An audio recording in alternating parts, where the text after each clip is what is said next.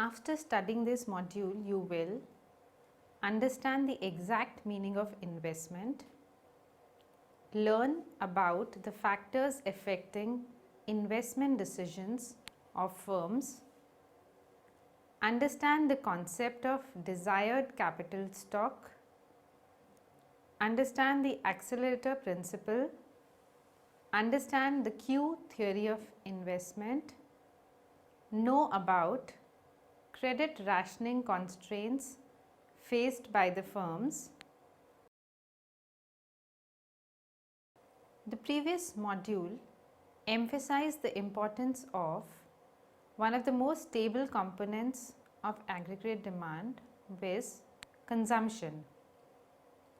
In contrast, the present module attempts to understand the behavior of one of the most volatile components of aggregate demand, which is investment.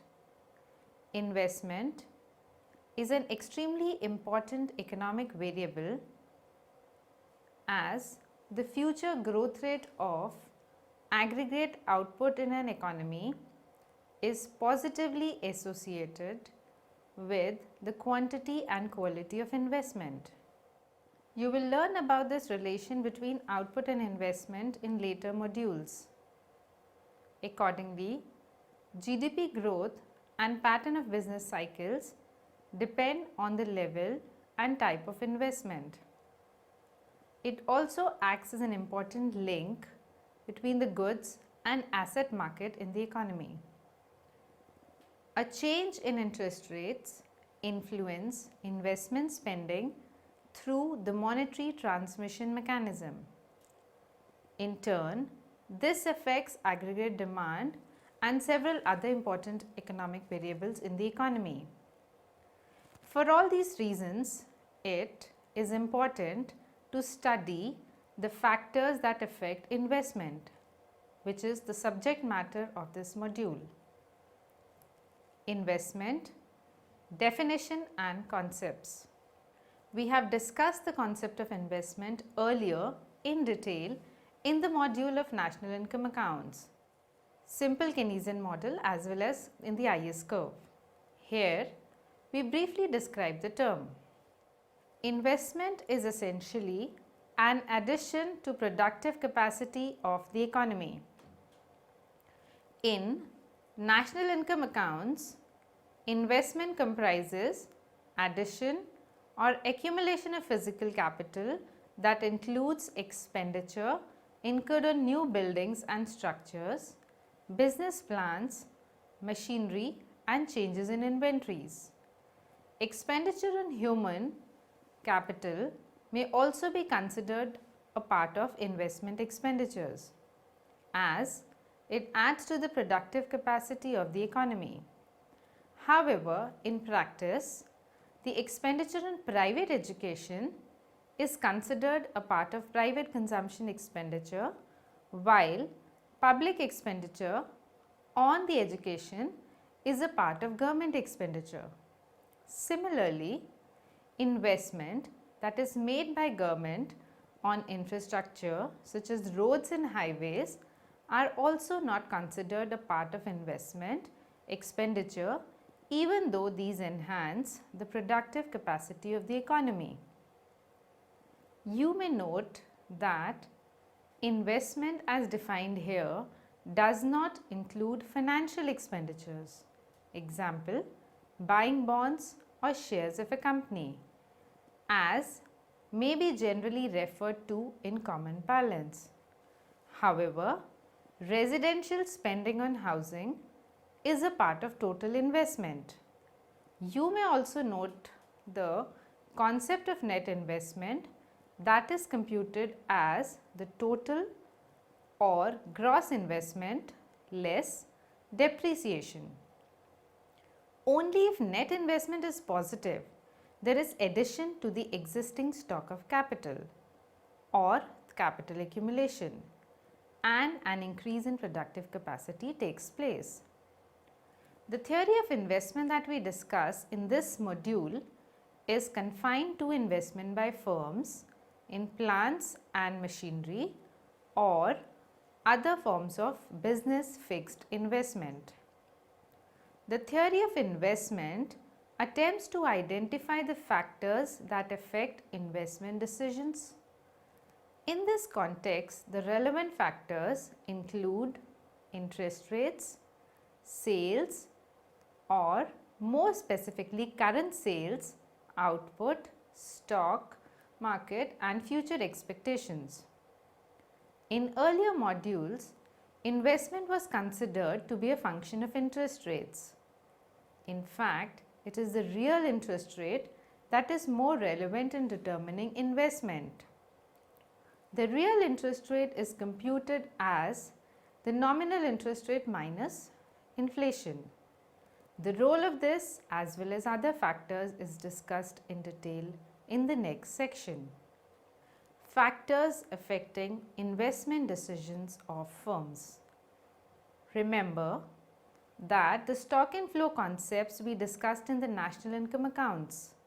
A stock variable is measured at a point of time, example, at the end of a year, while a flow variable is measured over a period of time, example, per year. Investment may be defined as the flow of spending or expenditure that results in addition to existing physical stock of capital. The flow of investment expenditure depends on several factors that are: first, rental cost. The higher the cost of capital, the lower is the investment expenditure. A firm uses inputs of labor and capital to carry on production. Typically, firms determine their optimal or desired level of capital stock and then make investment decisions in order to attain these optimal levels. A firm will add to its stock of capital or undertake investment if the contribution income earned of this additional unit of capital MPK is greater than the marginal rental cost of this unit of capital. The optimum capital stock is attained when MPK equals the rental cost. The rental cost of the capital RK may be computed as follows. RK is equal to expected real interest rate, which is denoted by R, plus depreciation. As interest rate varies, rental cost of capital vary. The optimal or desired capital stock will accordingly vary. It is important to note that it is the real rather than the nominal interest rate that is relevant in this context. The real interest rate may be computed as the nominal interest rate less expected inflation rate. That is, R is equal to I minus pi E. Only when the expected inflation rate is 0, the nominal and real interest rate will be equal. In other cases, where there is a positive inflation rate, nominal inflation rate will be higher than real interest rates. For example, if nominal interest rate is 5% and expected inflation is 2%, the real interest rate will only be 3%. Also note, since we do not know the future inflation rate, we include expected inflation rate in place of the future inflation. However, from the above we can see that the rental cost of capital may be written as RK is equal to I minus pi E plus delta. The determination of desired capital stock by a firm can also be seen graphically.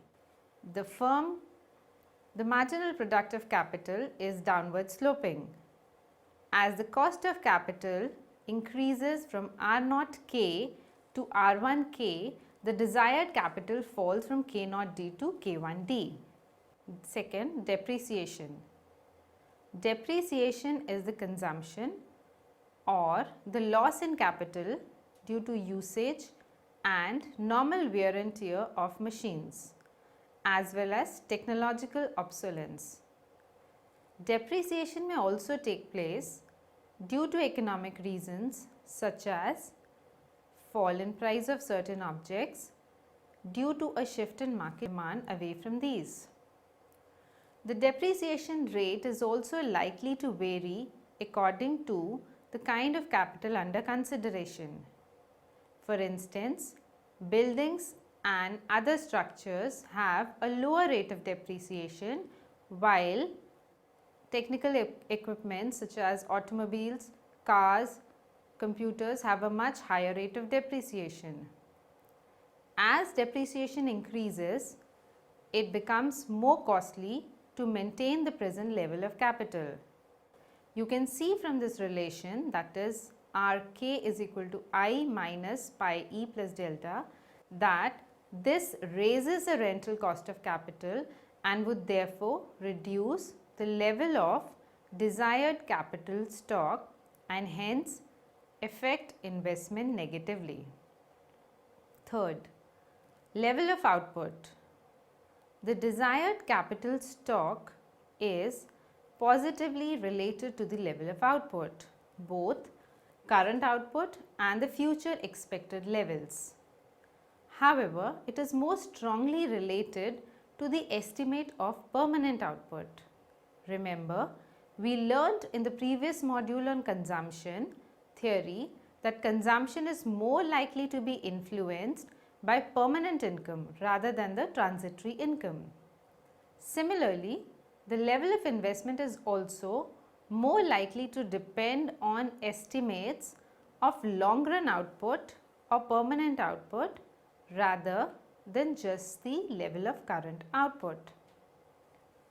For the projects that have a long gestation lag, such as power stations or infrastructure, output will be produced only after a long period of time.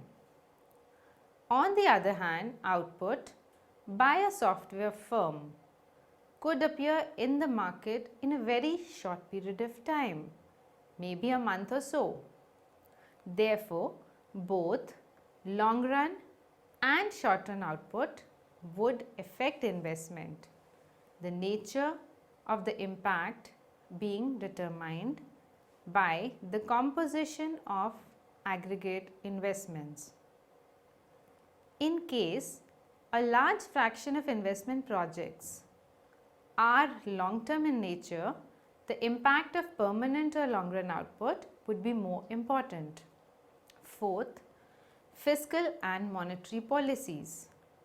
Both the fiscal and monetary policy influence the level of investment.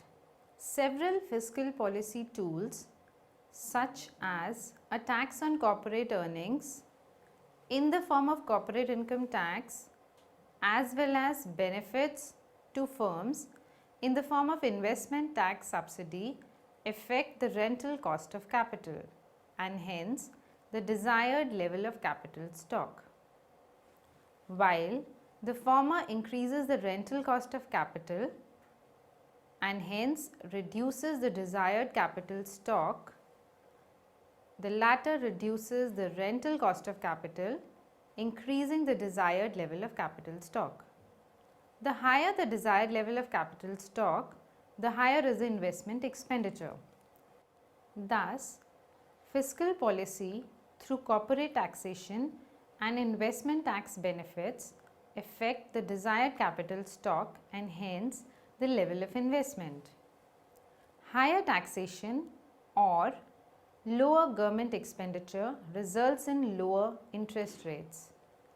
You may recall that the IS curve shifts to the left in both the cases. These were discussed in a previous module. These are also shown in figure. An IS curve shifts to the left, the interest rates would decline. A lower interest rate increases the demand for capital and hence investment in the economy. On the contrary, a lower taxation or higher government spending results in higher equilibrium rate of interest and discourages investment and demand for capital. You can try to see this through a rightward shift in IS curve. Monetary policy also affects the demand for capital by altering the interest rates. A lower interest rate increases the demand for capital. This encourages firms to invest more and expand the capital stock. Fifth, stock market. A booming stock market, that is, when the share prices are high and rising, would encourage investment. This can be explained as follows. When the share or stock prices are high, a firm is able to meet its financial needs by selling relatively fewer shares. That is, it is able to generate funds for investment easily by selling its equity in a booming stock market. This link between the stock market and investment was emphasized by Tobin in the Q theory of investment that we'll discuss later in this module. But before that, we'll discuss the accelerator theory. Accelerator theory, investment and output. The simple accelerator theory. The accelerator principle was first suggested by J.M. Clark in 1917 and has been widely applied since then. The net investment is the increment to capital stock of an entity. Capital is an essential input required to undertake production.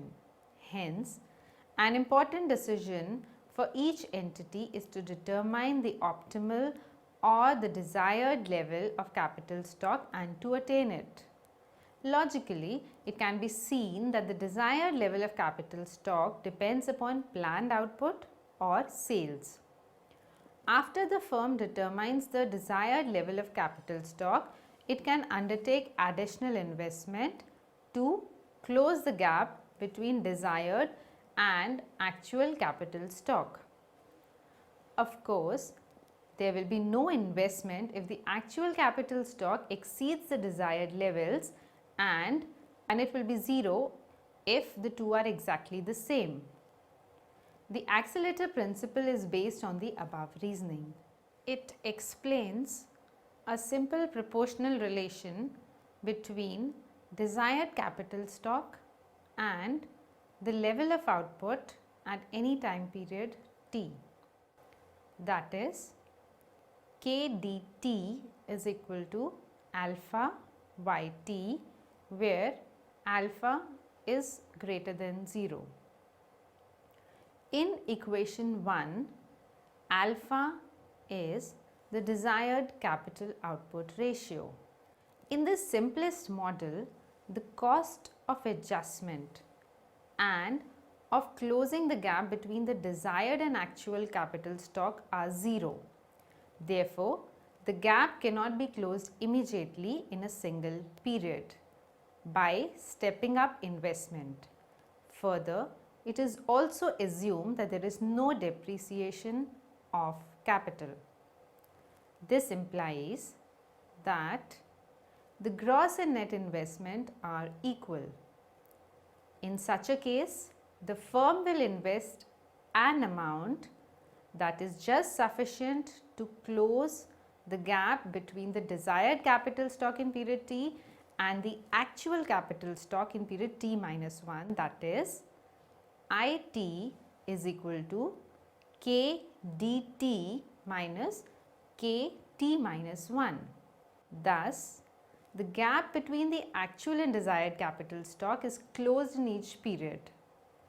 This implies that the actual capital stock in the previous period, that is t minus 1, must be equal to the desired capital stock in that period. This should actually be true for all periods. Symbolically, it can be put across as k t minus 1 is equal to k dt minus 1. And from 1, we have k dt minus 1 is equal to alpha yt minus 1. Using all these, we can write investment as it is equal to alpha of yt minus alpha yt minus 1, which is equal to alpha of change in yt. Equation 6 implies that there is a simple proportional relation between planned investment and change in output. Assume that the desired capital output ratio alpha is 2. In that case, as per the accelerator principle, if the output changes by 2 units, investment must equal 4 units.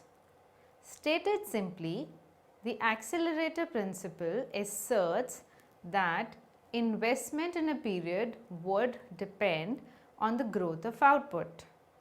Now, the flexible accelerator principle. The above simple accelerator principle holds only when the adjustment costs of implementing the investment projects in a firm are 0. However, it gets modified when we introduce the adjustment cost and bring the situation closer to reality.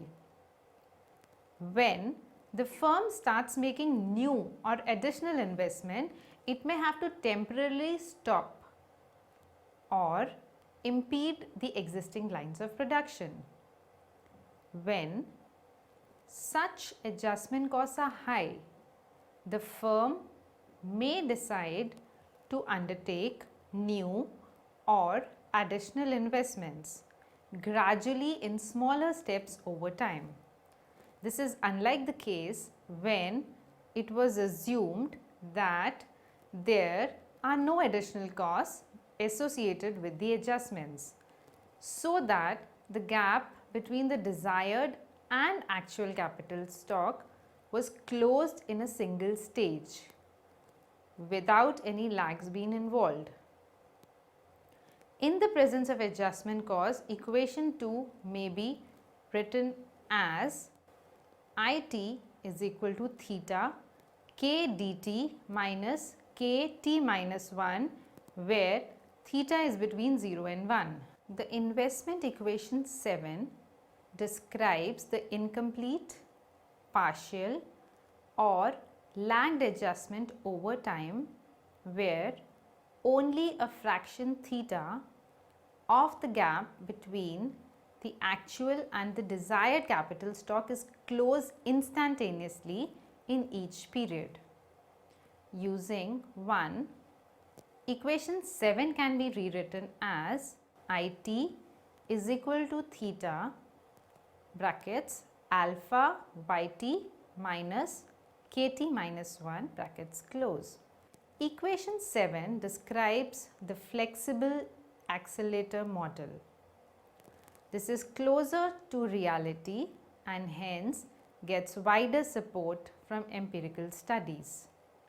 There are certain important observations that can be made about the flexible accelerator principle. First, since adjustments are not made in a single period but over the several periods, equation 3 cannot hold. Hence, a result of the form obtained in equation 6 is unlikely in the presence of adjustment costs as in the case of flexible accelerator model. Second, the adjustment parameter theta is likely to be dependent on several factors such as interest rates, tax benefits associated with investments of a firm, etc.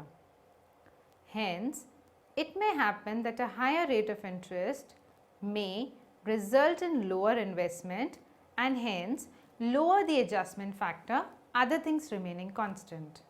Hence, the accelerator principle is consistent with the inverse relation between interest rate and investment.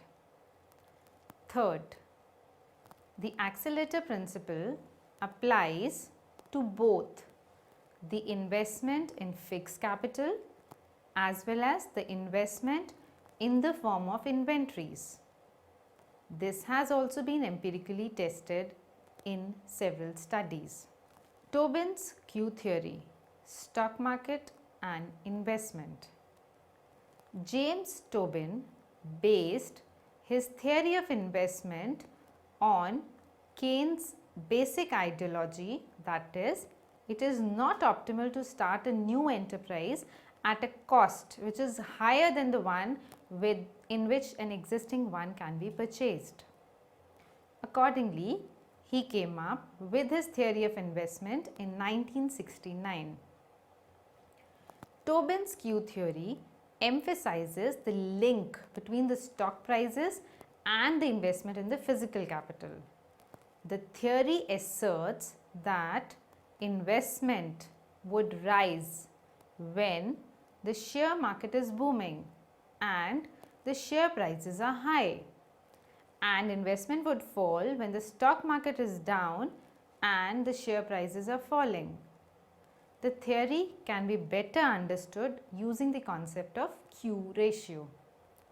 The Q ratio of a firm is defined as the ratio of an estimate of the firm's assets in the stock market to its replacement cost of capital. The replacement cost of capital is the cost of purchasing the firm's existing stock of capital at the prevailing prices. In the equation form, Tobin's Q may be expressed as Q is equal to capital V divided by capital K multiplied by PK. The numerator V in the equation 9 is the stock market valuation of the firm's assets, primarily its stock of capital. The denominator in this equation is the market value PK of the firm's assets K. Now, if Q is greater than 1, then the returns from making investments are higher than the associated costs. Hence, investment should rise. But if Q is less than 1, then the returns from making additional investments are lower than the associated costs. In the latter case, investment is not profitable, so that firm would not like to make additional investments.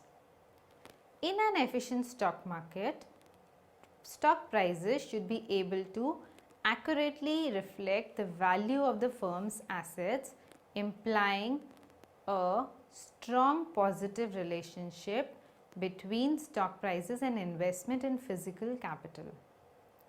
The empirical studies have shown a positive but not very strong relation between the two.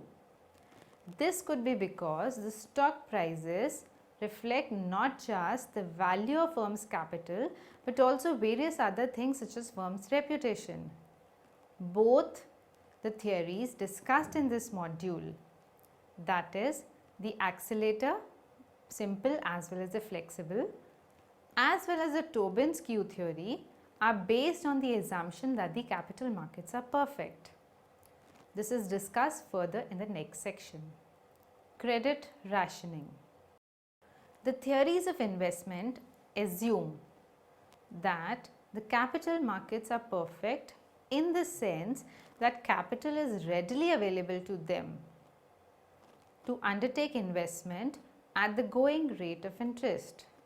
But in reality, the commercial banks may impose a maximum limit on the amount it wishes to lend to firms in order to prevent the possibility of creating bad and doubtful debts. Sometimes the central bank also imposes credit rationing norms that restrict the lending abilities of commercial banks. The central bank do so to improve the quality of assets in the banking system or to restrict the credit and money supply when it is following a tight monetary policy. It is also possible that smaller firms and borrowers may face severe credit constraints than the large borrowers. Due to credit rationing, a small firm may have to rely on its own internal funds, its retained earnings or the undistributed profits, for carrying out additional investments. Therefore, the investments may also be positively associated with the level of operating surplus or the internal funds of the firm. Apart from this, the investment may also be positively influenced by the level of cash flows of the firm. Summary: investment is the most volatile component of aggregate demand. Investment comprises addition or accumulation of physical capital such as new buildings and structures, business plans and machinery and changes in inventories. Investment is essentially an addition to the productive capacity of the economy. Investment depends upon several factors such as rental cost, depreciation, level of output, fiscal and monetary policies and the stock market. The higher the rental cost of capital, the lower would be the investment expenditure.